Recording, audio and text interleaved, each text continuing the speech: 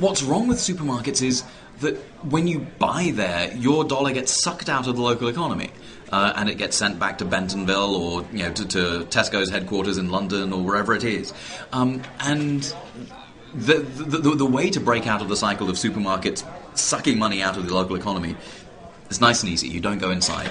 If you stay outside a supermarket, shop in a farmer's market or a CSA, you minimize, you make sure that the money that's spent in the local economy remains in the local economy. The multiplier effects are what they're so-called. Like, if I buy apples from you and then you buy some tax services from someone at the end of the year to do your books, and they go out and buy food, and the money circulates much more in a local economy when it's, when you buy at a local farmer's market.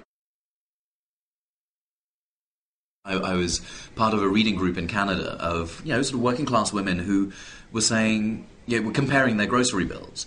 And one of them said, actually, my grocery bills are absolutely half what yours are. And they asked, well, why? And she goes, well, I'm part of a CSA. And so I don't have to go inside a supermarket. So my kids don't all of a sudden start putting all this crap in my cart that I have to buy for them. Otherwise they'll scream, blue murder.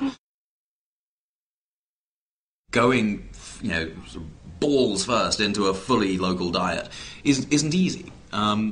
And in part, the way you get more and more into it is by realizing just how delicious certain things are. And so you've got to develop a taste for those. And you don't retrain your palate overnight like that. But you do, the idea of moving towards a more local diet is that every week you try something new and you try something in season that you wouldn't have tried. And it becomes a way of actually developing an aesthetic about food that we've been denied by the food industry.